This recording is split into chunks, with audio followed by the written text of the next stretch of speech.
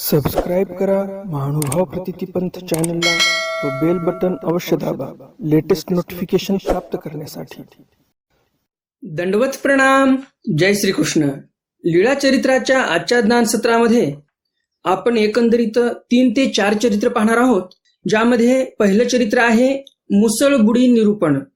आंघोळ करावी संन्याशाने तर कशी करावी मुसळबुडी सारखी करावी। आता हे मुसळबुडी म्हणजे काय नेमकं हे तुम्हाला सविस्तर समजणार आहे।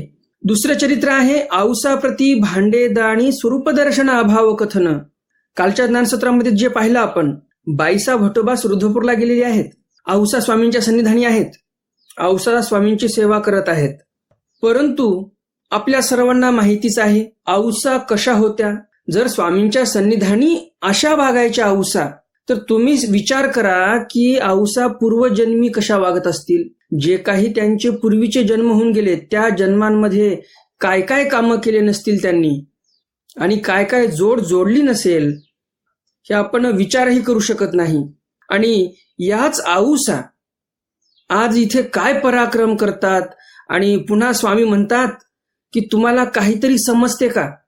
पूर्ण या लीळा चरित्र ग्रंथामध्ये औसा सारख्या शिवा कोणीच खाल्लेल्या नाहीत स्वामींच्या। औसांनी बऱ्याच शिवा खाल्ल्या स्वामींच्या।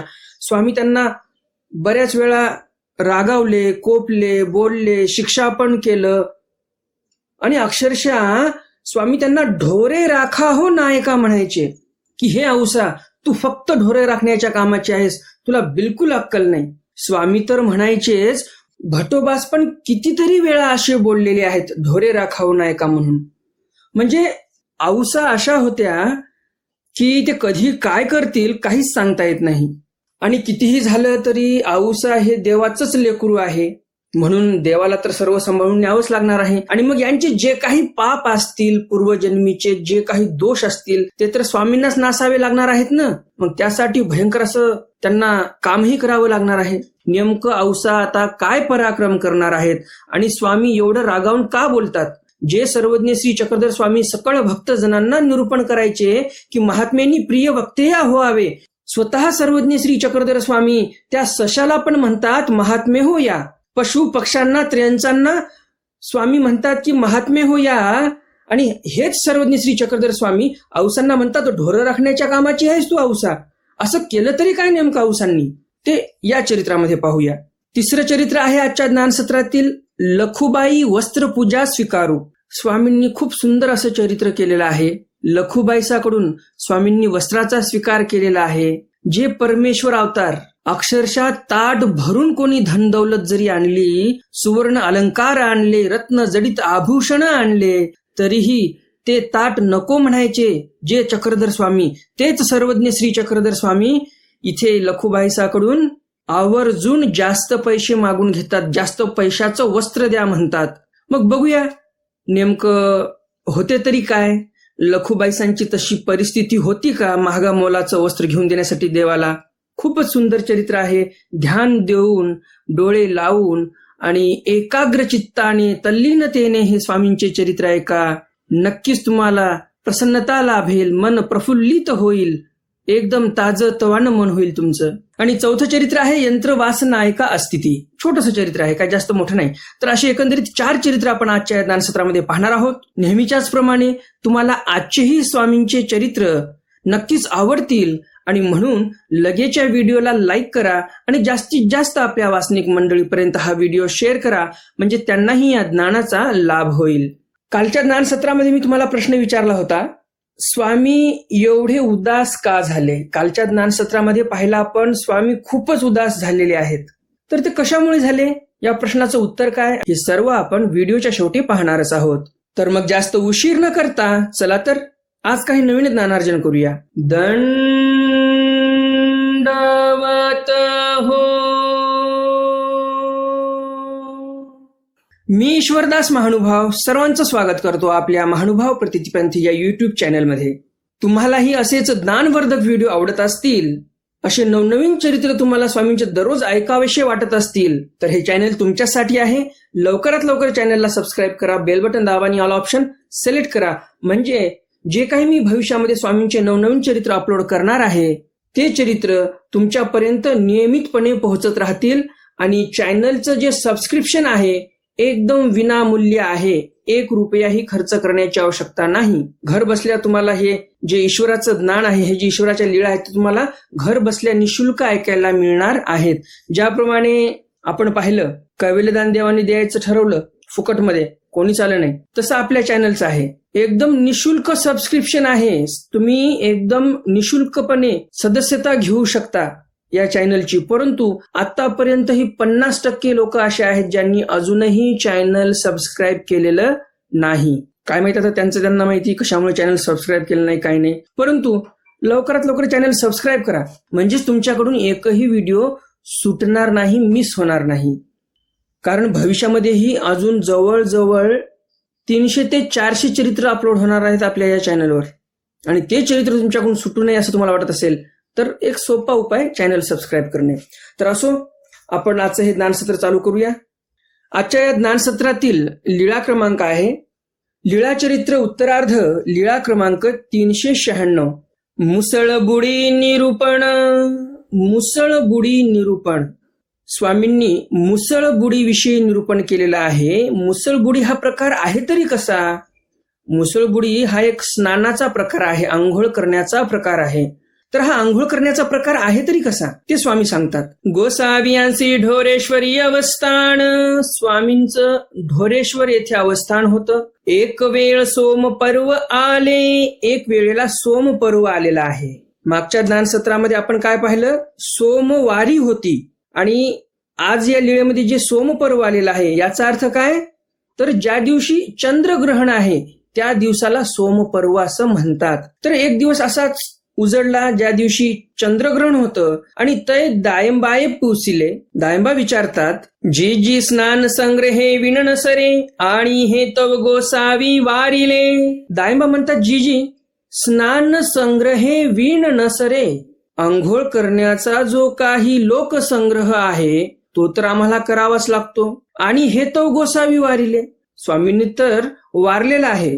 हे असं दररोज स्नान करणं किंवा विशिष्ट तिथीवर स्नान करणं हे तर वारलेलं आहे. मग आता कसं करावं? स्नान संग्रह विण नसरे. स्नानाचा जो संग्रह आहे तो तर आम्हाला पाळावाच लागतो. मग आता करायचं तरी कसं? तरी जेणे देवता विधीचे स्नान चुके ऐसे निरूपावेजी. दायंबा पण हे एक बोधवंत होते आणि म्हणून ते काय म्हणतात की देवता विधीचे स्नान, जे काही देवता विधीचं स्नान असते, विशिष्ट मंत्र उच्चारणे, विशिष्ट तिथीला जाऊन गंगेवर स्नान करणे, सूर्याला अर्घ देणे, स्नान संध्या करणे, हे जे देवतेची विधी असतात, तर या देवतेच्या विधीपासून तर आपण चुकलो पाहिजे. देवतेचा विधी आपल्याकडून आचरल्या नाही गेला पाहिजे. असं काहीतरी निरूपावेजी म्हणजे आम्हाला निरूपण करा तुम्ही, असं दायंबा स्वामींना विनंती करतात. सर्वज्ञे म्हणितले स्वामी म्हणतात, भोजया बुडी मात्र दीजे जी जी ते कैसे जी. स्वामी म्हणतात भोजयाला म्हणजेच दायंबाला, भोजया बुडी मात्र दीजे. बुडी मात्र दिली पाहिजे आपण. यावर दायंबा म्हणतात, जी जी ते कैसी जी. बुडी द्यावी, परंतु कशी द्यावी मला तर काही समजलं नाही. सर्वज्ञे म्हणितले दिजे ऐसी मुसळ बुडी. स्वामी म्हणतात बुडी अशी द्यायची जणू काही मुसळाने बुडी दिलेली आहे पाण्यामध्ये. म्हणून देव काय म्हणतात की मुसळ बुडी द्या पाण्यामध्ये. जी जी तरी मुसळ बुडी म्हणजे काय? तुमच्याही मनामध्ये प्रश्न आलाच असेल की मुसळबुडी म्हणजे काय नेमकं? स्वामींनी तर सांगितलं मुसळबुडी द्यायची. तुमच्याही मनात प्रश्न आला आणि त्यावेळेस 800 वर्षापूर्वी दायंबाच्याही मनात प्रश्न आलाच होता. आणि म्हणून दायंबा काय विचारतात, तरी मुसळबुडी म्हणजे काय? मुसळबुडी म्हणजे नेमकं आहे तरी काय? सर्व सविस्तर सांगा आम्हाला, असं दायंबा विनंती करतात स्वामींना पुन्हा. सर्वज्ञे म्हणितले पाणी आण तू मुसळ घालीजे. स्वामी म्हणतात ज्याप्रमाणे आपण आपल्या घरातलं मुसळ काढलं आणि पाण्यामध्ये टाकलं, कसं टाकलं? आडवं नाही टाकलं बरं का, उभं धरलं असं आणि पाण्यामध्ये जोरात टाकलं. ते सळकरी वरुते ये. जेवढ्या जोराने तुम्ही ते मुसळ पाण्यामध्ये टाकलं, जेवढी शक्ती तुम्ही त्या मुसळावर लावलेली आहे पाण्यामध्ये टाकण्यासाठी, असं मुसळ उभं धरलेलं आहे आणि जोरात पाण्यामध्ये ते टाकलं. ते सळकरी वरुते ये. जेवढ्या वेगाने तुम्ही ते लाकडाचं मुसळ पाण्यामध्ये टाकलं तेवढ्याच वेगाने, किंबहुना त्याहीपेक्षा थोड्या जास्त वेगाने ते मुसळ बाहेर येते. तरंगाये आणि पाण्यावर तरंगायला लागते. ऐसे विधियुक्त नव्हे. अशी आंघोळ करायची, जायचं पटकन पाण्यात बुडकुळी मारली की बाहेर निघाले. ऐसे म्हणजे या मुसळासारखं तुम्ही उडी मारली पाहिजे पाण्यामध्ये. मग ते विधियुक्त नव्हे म्हणजे ते जे बुडी आहे ते विधियुक्त होणार नाही तुमची.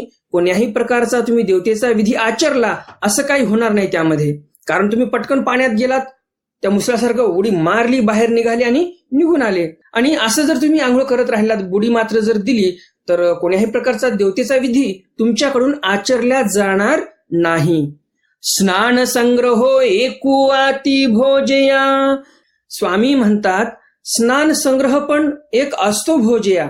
आणि अशा प्रकारे स्वामींनी बुडी कशी असते, मुसळबुडी कशी असते हे इथे सांगितलेली आहे दायंबाला. म्हणजे अशी मुसळबुडी जर तुम्ही दिली तर कोण्याही प्रकारच्या देवतेच्या धर्माचं आचरणही होणार नाही आणि लोकसंग्रह पण पाळला जाईल.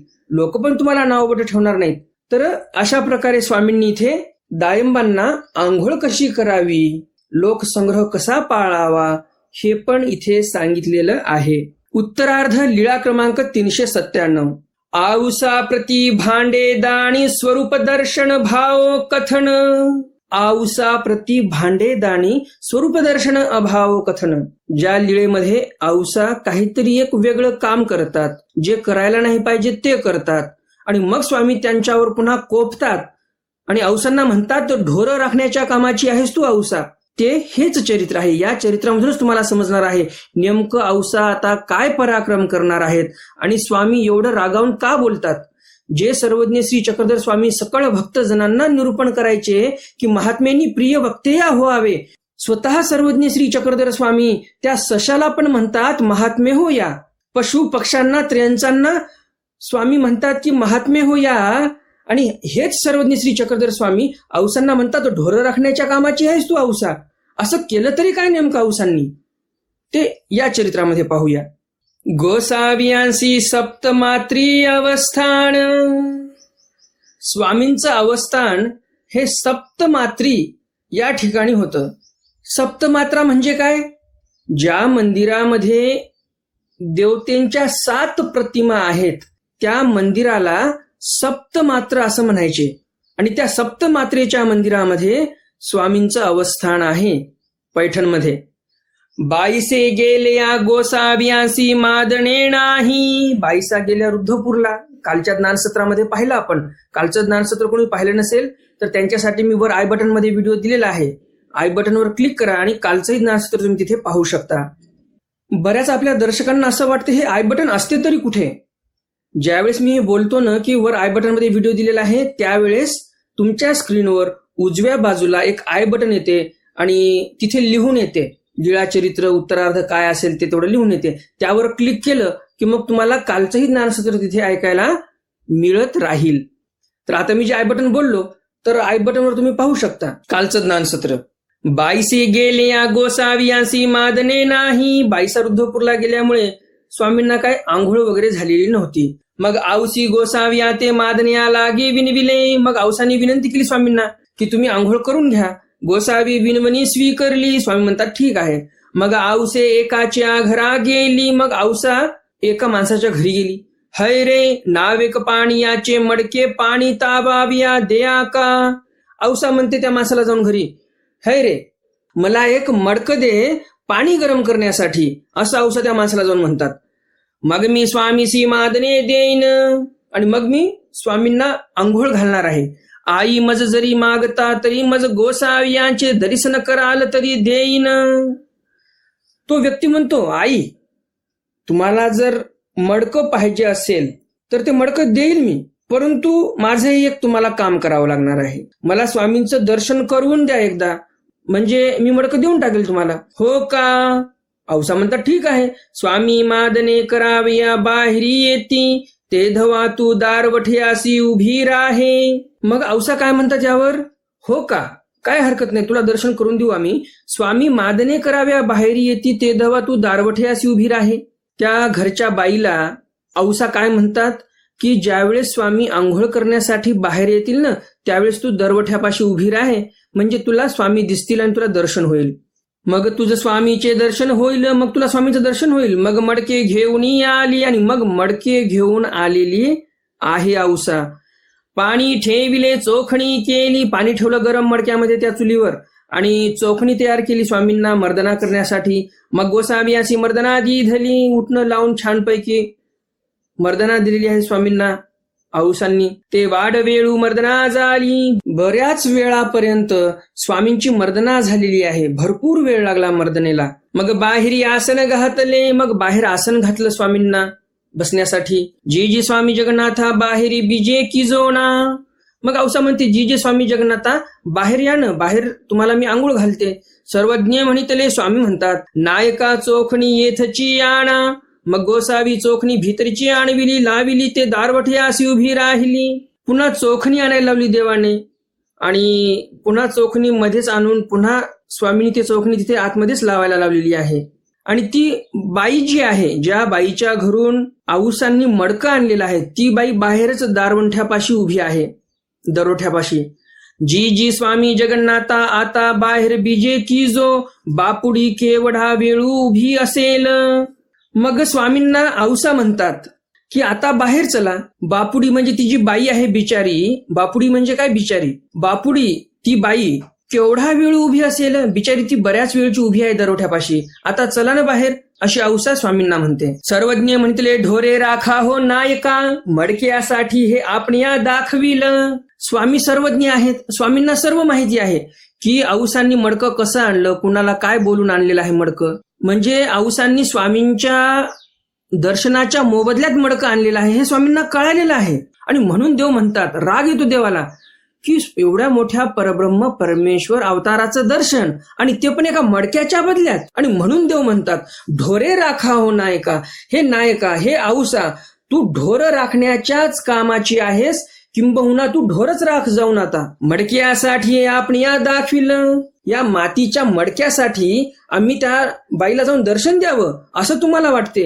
आम्ही एवढे स्वस्त झालो का आता? बाईसा नाहीत आमच्याजवळ, भटोबास नाहीत आमच्याजवळ, तर आम्ही एवढे स्वस्त झालो? म्हणजे बघा तुम्ही, औसा कोण्या मेंटॅलिटीच्या होत्या, कोण्या विचाराच्या होत्या, कसे संस्कार असतील त्यांच्या पूर्वजन्मीचे, की ते म्हणजे कसं वागतात, कसं ते आपण हे विचारच करू शकत नाही. तुम्हीच विचार करा. आता हे काय वागणं झालं का की मी तुला स्वामीचं दर्शन करून आणते, दे मला मडकं? पद्धत झाली काही? काय बोलतोय आपण, कोणाविषयी बोलतोय? काही तारतम्य नाही. मग तुम्ही सांगा, आता अशा औसांना स्वामी ढोरे राखावं नाही का म्हणणार, नाही तर काय म्हणणार? एकीकडे स्वामी म्हणतात महात्म्याने प्रिय वक्ते या व्हावे, एकीकडे आपण सालबर्डीची लीळा पाहिली, त्या सशाला स्वामी महात्मे हो या म्हणतात. सर्व भक्तजनांना निरूपण करतात की प्रत्येक अनुसरल्या पुरुषाने एकदम प्रिय बोललं पाहिजे माणसाला, कोणाचे मन दुखवल्या गेले नाही पाहिजे आपल्याकडून. आणि इथे आपण स्वामी पाहतो काय बोलतात औसांना, ढोर राख औसा जाऊन, काही कामाची नाहीस तू. कशामुळे बोलतात देव असे? तर औसा आहेस तशी, पूर्वजन्मीचे पाप भयंकर आहेत, आणि म्हणून तर देव म्हणतात भक्तजनांना की आम्ही जर तुमचे पाप सांगत बसलो तर तुम्ही अक्षरशः पोटामध्ये सूर्या खुपसून खुपसून मरणार, एवढे पापी आहात तुम्ही. परंतु आम्ही आमच्या माऊलीपणामुळे, आमच्या ठिकाणी जे दया मया कृपा करुणा आहेत, आमच्या या गुणामुळे आम्ही तुमचा उद्धार करण्यासाठी आलो असं परमेश्वर म्हणतात. नाहीतर तुम्ही बिलकुल लायकीचे नाही तुम्हाला दर्शन देण्याच्या. एवढे पापी आहात तुम्ही की तुम्ही पोटामध्ये सूर्या खुपसून खुपसून मरणार. आम्ही जर तुमचे पाप सांगायला लागलो तर, एका जन्माचं जरी पाप सांगितलं तुमच्या मागच्या जन्मीच्या, तरी तुम्ही पोटात सूर्या खुपसून खुपसून मरणार. एवढे पापी आहात तुम्ही. आणि असे तर कितीतरी जन्माचे तुमच्या मागे पाप लागलेले आहेत, दोष लागलेले आहेत. तर तसेच पाप, तसेच दोष औसांच्या ठिकाणी होते. आणि ते जे कुसंस्कार होते काही, जे स्वामींच्या ठिकाणी त्यांना व्यवस्थित वागू देत नव्हते, असं भलतं सलतं कधीही काहीही करून टाकायचे औसा. आता बघा ना, इथे त्या बाईला म्हटलं की तू मला मडकं दे, तुला काही हरकत नाही, मी स्वामींचं दर्शन करवतो. आणि म्हणून स्वामींनाही राग आला की मडक्याच्या मोबदल्यात परमेश्वराचं दर्शन, म्हणजे परमेश्वर एवढा स्वस्त करून टाकला औसांनी, एकदम चिपेस्ट करून टाकलेला आहे. आता काय बोलावं? आणि म्हणून तर मग परमेश्वराला राग आलेला आहे. इथे प्रिय भाषा बोलणारे सर्वज्ञ श्री चक्रधर स्वामी इथे शेवटी म्हणतात, ढोरे राखा हो नायका, मडक्यासाठी हे आपण या दाखविल. वारे वा औसा, तू ढोर राख जाऊन आता. तू फक्त ढोर राखण्याच्याच कामाची आहेस. मडक्यासाठी तू म्हणत आहेस की मी त्यांना जाऊन दर्शन द्यावं. स्वामींनाही खूप राग आलेला आहे इथे, परंतु करणार काय? औसा पण स्वामींची शिष्य आहे, सांभाळावं लागणार आहे औसांना पण, स्वामींनाच. आणि म्हणून स्वामी प्रत्येक वेळेस त्यांना असं रागवायचे, शिक्षा करायचे, परंतु शेवटी औसांचा सांभाळ स्वामींनीच केलेला आहे शेवटपर्यंत. भरपूर दोष आहेत असे काही, तर त्या दोषाचं क्षालन करण्यासाठी पण तसेच विधी औसांना स्वामींनी सांगितलेले आहेत. तर असो, आपण आपल्या पुढच्या चरित्राकडे वळूया. काय होते पुढे? तर स्वामी औसांना म्हणतात, मडक्यासाठी आम्ही दाखवणार का? नाही. जा पाठवा मग गेली. स्वामी म्हणतात जा, त्या बाईला पाठवून द्या घरी. आणि असं म्हटल्यानंतर मग औसा गेली. जाये स्वामी जगन्नाथू दर्शन ने दिती. आणि मग औसा जाऊन काय म्हणते, त्या बाईला, जे दरोट्यापाशी उभी होती त्या बाईला औसा जाऊन म्हणते की जा घरी जा परत, आता तू, स्वामी तुला दर्शन देणार नाहीत. मग ती गेली आणि मग ती बाई घरी गेलेली आहे. जी जी स्वामी जगन्नाथा गेली. आणि मग औसा स्वामींपाशी जातात आणि स्वामींना म्हणतात की जी जी स्वामी जगन्नाथा गेली ती बाई गेलेली आहे आता. सर्वज्ञ म्हटले नायका कवाडे घाला. स्वामी म्हणतात बाई तुझं काही खरं नाही. ती बाई पुन्हा येऊन उभी राहिली तर मग म्हणशील तू मला काय माहित देवा. तर असं मला काय माहित म्हणण्यापेक्षा जाऊन दरवाजे लावून ये. म्हणजे औसानी कुशलता दाखवली का इथे? बघा तुम्ही, शेवटी देवाला सांगावं लागलं की दरवाजे लावून ये.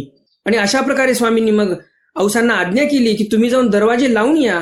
मग कवाडे घातली, म्हणजे स्वतःहून त्यांना काही सुचतच नव्हतं की आपण काय करावं स्वामींच्या सेवेसाठी, काय योग्य राहील, काय अयोग्य राहील, काही सुचत नव्हतं औसांना.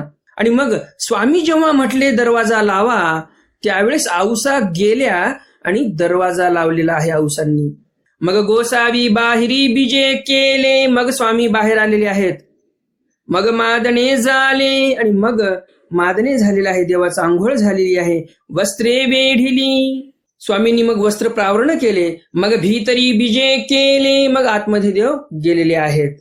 तर अशा होत्या औसा. कधी काय करतील आणि कधी काय बोलतील काही सांगता येत नाही. तरी पण अशाही जीवाला सर्वज्ञ श्री चक्रधर स्वामींनी उद्धरलेलंच आहे. यांचाही उद्धार केलेला आहे देवाने. उत्तरार्ध लीळा क्रमांक 398. लखुबाई वस्त्रपूजा स्वीकारू. स्वामींनी लखुबाईसाच्या वस्त्राचा स्वीकार केलेला आहे. लखुबाईसाची जी वस्त्रपूजा होती ती वस्त्रपूजा स्वीकार केलेली आहे. गोसावियांसी सप्तमात्री अवस्थान. सप्तमात्री अवस्थान होतं स्वामींचं. सप्तमात्री कशाला म्हणतात आताच सांगितलं मी. ज्या मंदिरामध्ये देवतेच्या 7 प्रतिमा आहेत, मूर्त्या आहेत, त्या मंदिराला त्या काळामध्ये पैठण येथे जे मंदिर होतं, ज्या मंदिरामध्ये 7 मूर्त्या होत्या एका मंदिरामध्ये, त्या मंदिराला सप्तमात्री असं बोलायचे. तर त्याच मठामध्ये किंवा त्या मंदिरामध्ये स्वामींचं अवस्थान होतं. लखुबाईसी गोसाविया ते विनविले. लखुबाईसा विनंती करतात स्वामींना, जी जी मी गोसाव्या लागुनी वस्त्र घेईन. लखुबाईसा म्हणतात की मी स्वामींसाठी वस्त्र घेईल, कारण स्वामींचे वस्त्र जीर्ण होत आलेले होते, फाटत आलेले होते, एकदम कमकुवत झालेले होते. आणि म्हणून लखुबाईसा म्हणतात की मी स्वामींना वस्त्र घेणार. ते गोसावी पांगुरावे. परंतु स्वामींनी माझं वस्त्र वापरलं पाहिजे, पांघुरलं पाहिजे अंगावर. सर्वज्ञ म्हणितले. यावर स्वामी म्हणतात बाई हे पाचा सुचे वांचोनी वस्त्र पांघुरेना. ईश्वराची लीळा असते. काय म्हणतात देव? देव म्हणतात की आम्ही वस्त्र जे आहे ते 5 आसूचं वापरत असतो. यापेक्षा हलकं वस्त्र आम्ही वापरत नाही. आम्हाला 5 आसूंचं वस्त्र पाहिजे. 5 आसू म्हणजे 5 सुवर्ण मुद्रांचं वस्त्र पाहिजे आम्हाला. जर तसं वस्त्र तुम्ही एकदम भारीचं 5 सुवर्ण मुद्रा खर्चून एकदम भारीचं वस्त्र जर तुम्ही आणलं तरच आम्ही पांघरू. जी जी 5 आसू नाही. लखुबाईसा म्हणतात माझ्याकडे तर 5 आसू नाही. मग आता कसं करायचं? सर्वज्ञ म्हणितले आता यासी आणि तुम्हासी अर्धेनी शिष्टाई. स्वामी काय म्हणतात की आता तुमची आणि आमची अर्ध्याने शिष्टाई करू. तुमचंही नको आणि आमचंही नको, अर्ध्याने शिष्टाई करून टाकू आपण. म्हणजे 5 सुवर्ण मुद्रा नको तर अर्ध करा त्याला, म्हणजे 2.5 सुवर्ण मुद्रा. 2.5 सुवर्ण मुद्राचं जर तुम्ही आम्हाला वस्त्र आणलं, 2.5 आसूचं जर वस्त्र आणलं तर आम्ही ते वस्त्र प्रावरण करणार, असं स्वामी म्हणतात. हो काजी. लखुबाईसा म्हणतात ठीक आहे, 2.5 आसूचं वस्त्र मी आणेल. मग लखुबाईसी शेताची पाटी एकायसा 2 आसू गहाण ठेविली. मग लखुबाईसांनी काय केलं? लखुबाईसाचं जे शेत होतं त्या शेतामधली एक पट्टी, अशी लांब पट्टी उभी, एक पट्टी गहाण ठेवली एकायसाकडे आणि 2 आसू घेतल्या. अर्धी आसू न पुरे. आता 2 आसू मिळाल्या, अर्धी आसू नाही ना. जे काही शेतीचा पट्टा होता तिच्याकडे, तो पट्टा तर गहाण ठेवला 2 आसूमध्ये, अर्धी आसू कमी पडत आहे. तुम्ही थोडं विचार करा. एकीकडे आपण आतापर्यंत बऱ्याच लीळांमध्ये पाहिलं, आळसपुरची धानाईसा होती, तिने तर अक्षरशः मोठ्या ताटामध्ये सुवर्ण अलंकार, रत्न जडित अलंकार आणले होते.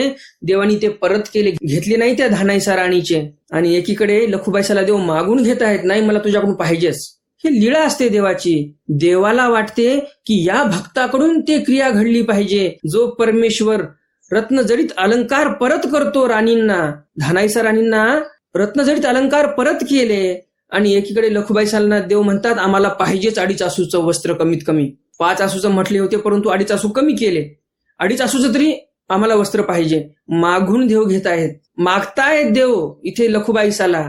तर लखुबाईसाची तशी कणव म्हणावी लागेल. आणि जवळ नसताना पण स्वतःचं शेत गहाण ठेवलं आणि स्वामींना वस्त्र आणलेलं आहे. आता तुम्ही विचार करा, किती पुण्य लागला असेल लखुबाईसाला, किती संस्कारी असेल ही लखुबाईसा. स्वतःचं शेत गहाण ठेवून देवाला वस्त्र घेत आहे. किती भारीचं वस्त्र असेल ते. ज्याप्रमाणे आपण घरचे काम करतो ना, घरी पैसे जरी नसले आणि एकदमच काही इमर्जन्सी असेल, अर्जंट काम आहे, पैसा लागतोच, त्यावेळेस आपण काय करतो, एखाद्या राष्ट्रीयकृत बँकेकडून जर कर्ज होत नसेल, राष्ट्रीयकृत बँकेकडून लवकर कर्ज होतच नाही, कमी व्याजाचं कर्ज असते परंतु होत नाही लवकर, आपण प्रायव्हेट बँकांकडे जातो. एखाद्या वेळेस प्रायव्हेट बँकांमध्ये पण काही पेपरवर्क असतो, काही प्रोसेस असतात, त्याला जर वेळ लागत असेल तर त्याहीपेक्षा आपण प्रायव्हेट लोकांकडे जातो की काही हरकत नाही, आम्हाला 5% का असेनात कर्ज पाहिजे लवकरात लवकर. वेळ भागून नेतो की नाही आपण मग वेळ प्रसंगी प्रपंचाच्या कामासाठी कधीही मागे पुढे पाहत नाहीत. आपण कर्ज काढतो, काहीही करतो, वेळ भागवून नेतो. परंतु हेच जर आपल्याला आध्यात्मिक काम असेल तर आध्यात्मिक कामाच्या वेळेला आपण असं काही करत नाही. मी असं म्हणत नाही तुम्ही असं कराच म्हणून कर्ज काढा, असं म्हणत नाही मी. परंतु एक सांगतो जीवाची परिस्थिती, की या जीवाला प्रपंचासाठी काही करता येईल परंतु परमेश्वरासाठी हा जीव नाही करणार. परंतु लखुबाईसा धन्य म्हणावी लागेल की कर्ज काढत आहे, शेत गहाण ठेवत आहे आणि स्वामींसाठी वस्त्र घेत आहे. कुठेतरी हे पूर्वीचे संस्कार आहेत लखुबाईसाचे. पूर्वजन्मी लखुबाईसांनी अशीच साधू संतांची पण सेवा केली असेल आणि म्हणून इथे परमेश्वराच्या ठिकाणी अडणीची क्रिया या लखुबाईसाला घडत आहे. मग आता पुढे काय होते, अर्धी आसू कमी पडत आहे. मग चोले यासाठी आऊसांची वाटी विकिली. मग आता अर्धी आसू पाहिजे. अर्ध्या आसूला चोले असं बोलतात. तर त्या चोल्यासाठी म्हणजे अर्ध्या आसूसाठी लखुबाईसांनी काय केलं, आऊसांची वाटी जी होती ती विकून टाकली. आऊसांनी पण वाटी देऊन टाकली. आऊसांना वाटलं आपल्याच देवाला वस्त्र येत आहे, काय हरकत आहे. आऊसांनी पण वाटी देऊन टाकली आणि ती वाटी लखुबाईसांनी घेतली आणि ते विकून टाकली आणि मग अर्धी आसू त्यांना प्राप्त झाली. मग 2.5 आसूचे गोसाव्याला गुणी वस्त्र घेतले. 2.5 आसूंचे स्वामींसाठी वस्त्र घेतलेले आहेत लखुबाईसांनी. आऊसी गोसाव्या ते उपहाराला विनिविले होते. आऊसांनी स्वामींना उपहारासाठी विनंती केली होती. मग गोसाव्यासी पूजा सुरू झाल्यानंतर वस्त्र ओळगविले. स्वामींचा पूजावसर झाला आणि पूजावसर झाल्यानंतर लखुबाईसांनी स्वामींच्या ठिकाणी ते एकदम भारीच असं वस्त्र अर्पण केलेलं आहे. स्वामींचे वस्त्र फाटत आले होते आणि अशा वेळेला लखुबाईसांचं वस्त्र तिथे स्वामींच्या ठिकाणी आलेलं आहे. म्हणजे तुम्ही विचार करा किती पुण्य लागलं असेल लखुबाईसाला. आणि तेही स्वामींनी स्वतः तोंडाने मागून घेतलेलं आहे की आम्हाला भारीचं वस्त्र पाहिजे. आता यापेक्षा काय मोठं दैव पाहिजे. एकुलती एक अशी आहे लखुबाईसा चरित्रामध्ये आपण पाहतो की ज्या लखुबाईसाला देवाने मागून घेतलेला आहे, नाही आम्हाला 5 आसूचं वस्त्र पाहिजे. आणि इतर ठिकाणी आपण पाहिलं सुवर्ण अलंकार लोकांनी अर्पण केले देवाला आणि देवाने ते सुवर्ण अलंकार परत केलेले आहेत, कारण ते तेवढे दैववान भाग्यवान नव्हते असं मला तरी वाटते. आणि लखुबाईसा खरी दैवाची भाग्याची होती. अडणीची क्रिया घडली इथे. स्वामींच्या ठिकाणी एवढं मोठं वस्त्र अर्पण केलं. त्या लखुबाईसाच्या दैवाला कोण्या शब्दामध्ये वर्णन करावं, मी शब्दामध्ये वर्णन करू शकत नाही. एवढी दैवाची आणि भाग्याची होती लखुबाईसा. आरोगण झाली गुळा झाला. स्वामींची आरोगण झाली गुळा झाला. विडा झाला, विडाही झालेला आहे. गोसावी आसनी उपविष्ट असती. स्वामी आसनावर बसलेले होते. मग सर्वज्ञ म्हटले एकाची गेली वाटी, एकाची गेली पाटी, मग हे वस्त्र पांघुरले. आणि मग स्वामी किती आनंदाने एक वाक्य उच्चारतात आणि मग वस्त्र प्रावरण करतात. काय म्हणतात देव, ते पण यमक जुळवून म्हणतात देव. एक छोटस काव्य म्हणू शकता तुम्ही. यमक जुळवलेलं आहे देवाने इथे. काय म्हणतात देव? एकाची गेली वाटी, एकाची गेली पाटी. म्हणजे एकाची वाटी गेली म्हणजे औसांची वाटी गेली, आणि एकाची गेली पाटी म्हणजे शेताची पाटी, म्हणजे जो शेताचा पट्टा होता तिच्याकडे एक, तो पट्टा तिने गहाण ठेवला लोकांकडे, म्हणजे एकाईसाकडे. तर आमच्या औसांची वाटी गेली आणि लखुबाईसाची पाटी गेली, म्हणजे एक शेताचा पट्टा गेला. मग हे वस्त्र पांघुरले, आणि मग स्वामींनी असं म्हणून अंगावर ते वस्त्र प्रावरण केलेलं आहे. आणि स्वामीही इथे प्रसन्न झालेले आहेत. लखुबाईसांची क्रिया स्वीकारात घेतलेली आहे स्वामींनी, आणि महद गोमट असं त्यांना प्राप्त झालेलं आहे. तर परमेश्वराला विनंती करत जा सर्वजण की अशा क्रिया आमच्याकडूनही घडाव्यात. एरवी तरी आयुष्य आमचं प्रपंचातच चाललेलं आहे, परंतु कधीतरी असा योग यावा की आमच्याकडूनही अशा क्रिया घडाव्यात सन्निधानामध्ये, अशी विनंती आपण सर्वांनी केली पाहिजे. नक्कीच आपल्याला परमेश्वर तसा योग आणून देतील. कारण तुम्हाला तर माहितीच आहे, लेकरू रडलं की आई बरोबर त्यांच्या मागण्या पुरवत असते, आणि जर लेकरू रडलंच नाही, हट्ट धरलाच नाही, मागणी केलीच नाही, तर मग आई कशी काय मागणी पुरवेल? नाही. आणि म्हणून आपण आपल्या आईकडे म्हणजे सर्वज्ञ श्री चक्रधर स्वामींकडे, त्वमेव माताचं पिता त्वमेव, आपण म्हणतोच की परमेश्वरच आपले माता आहेत, पिता आहेत, भाऊ आहेत, सगळंच काही आपले परमेश्वर अवतारच आहेत.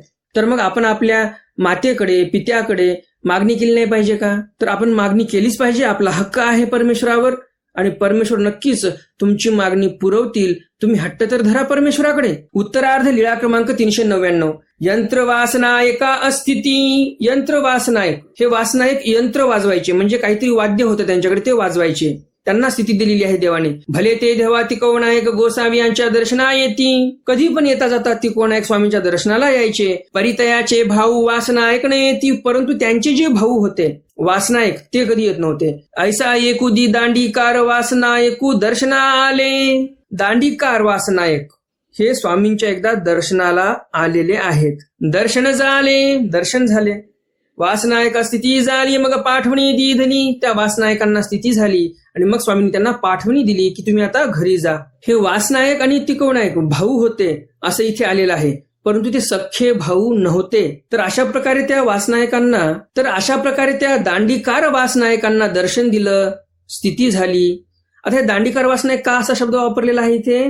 कारण यांच्याकडे जे वाद्य होतं ना, ते वाद्य एका दांड्याचं होतं, लाकडाचं वाद्य होतं. लाकडाचा दांडा त्या वाद्यामध्ये लावलेला होता, आणि म्हणून त्याला दांडीकार वासनायक असं बोलायचे. तर अशा प्रकारे हे चारही स्वामींचे चरित्र तुम्हाला नक्कीच आवडले असतील. आणि अजून जर तुम्ही या व्हिडिओला लाईक केलं नसेल तर लगेच या व्हिडिओला लाईक करा, आणि जास्तीत जास्त आपल्या वासनिक मंडळीपर्यंत हा व्हिडिओ शेअर करा, म्हणजे त्यांनाही या ज्ञानाचा लाभ होईल. आजच्या ज्ञानसत्रातील प्रश्न आहे, स्वामी औसांना ढोरे राखाहो नायका असं का म्हणाले? आजच्या ज्ञानसत्रातील हा एकच प्रश्न. तर आता पाहूयात आपण कालच्या ज्ञानसत्रातील प्रश्न, त्याचं उत्तर. कालच्या ज्ञानसत्रामध्ये मी प्रश्न विचारला होता, स्वामी एवढे उदास का झाले होते? या प्रश्नाचं उत्तर आहे, कारण भक्तजन कोणीच ऐकत नव्हतं स्वामींचं. स्वामींनी आज्ञा केली तर भक्तजनाकडून ती व्यवस्थितपणे पालन केल्या जात नव्हती, आणि म्हणून ते उदास झाले होते. आणि दुसरा एक अर्थ सांगितलेला होता मी की जो भरवसेन उद्धरणारा जीव होता त्याने प्रमाद अंगवला, तर असे परमेश्वर अवतार उदास होत असतात. तर अशा प्रकारे हे दोन उत्तर होते, दोन्ही उत्तर बरोबर आहेत.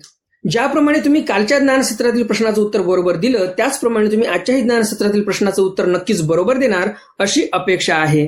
तर मग भेटूया उद्याच्या ज्ञानसत्रामध्ये सर्वज्ञ श्री चक्रधर स्वामींच्या काही नवीन चरित्रासह, ज्यामध्ये तथा वरप्रदान हे चरित्र आपण पाहणार आहोत. देवाने कोणाला वर दिला, त्या वराचा त्या व्यक्तीला काय फायदा झाला, हे आपण उद्याच्या ज्ञानसत्रामध्ये पाहणार आहोत. आणि उद्या 4 शेवी लीळा आपण पाहणार आहोत. म्हणजे जे लीळा चरित्रामध्ये उत्तरार्ध भाग आहे त्या भागातील आपण 4थं शतक पूर्ण करणार आहोत उद्याच्या ज्ञानसत्रामध्ये.